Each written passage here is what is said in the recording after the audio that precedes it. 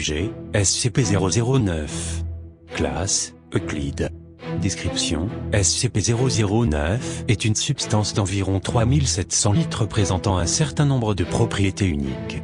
Alors que de petites quantités de la substance, dans toutes ses phases, sont aussi incolores que de l'eau, elle prend une teinte rouge en quantité plus importante. Sa propriété la plus notable est le fait que la réaction de SCP-009 à des températures extrêmes est exactement opposée à celle de l'eau normale. Le sujet passe à une phase liquide à des températures comprises entre -100° et 0°, et passe à l'état solide au-delà de ces températures. À des températures inférieures à -100°, SCP-009 se vaporise dans un état gazeux semblable à de la vapeur, même si elle conserve encore sa coloration rouge lorsque le gaz est compressé. Les examens de la structure atomique de SCP-009 se sont avérés peu concluants. Les tests indiquent que l'objet est composé de la même combinaison d'hydrogène et d'oxygène que le normal, laissant les chercheurs supposer que la source des anomalies du sujet peut être des atomes eux-mêmes.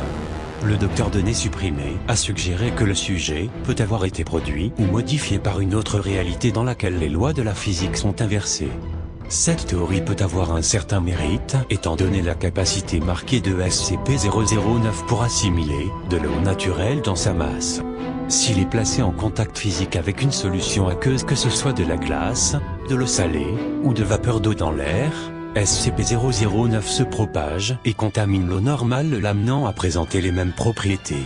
Bien que cette capacité est présente dans toutes les phases, elle a été observée, progressant plus lentement et donc de manière plus maîtrisable dans la phase liquide.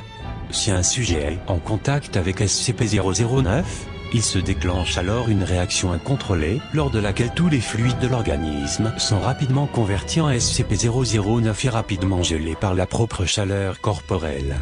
Le processus est auto-entretenu jusqu'à ce que toute l'eau disponible soit convertie, ou jusqu'à ce qu'il soit arrêté par des interférences externes.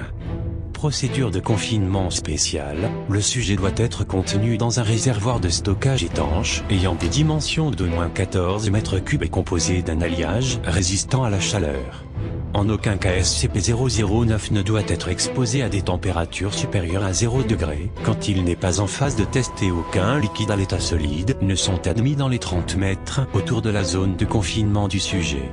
La chambre du sujet doit être équipée de capteurs de température devant être surveillés en permanence et être gardés au frais, grâce à au moins 3 unités de refroidissement redondantes.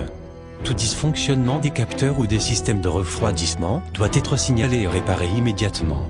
Si à un moment la température dans la zone de confinement grimpe au-dessus des -5°, la chambre doit être verrouillée immédiatement et inondée de liquide de refroidissement jusqu'à ce que la température soit ramenée entre -30 et -25°.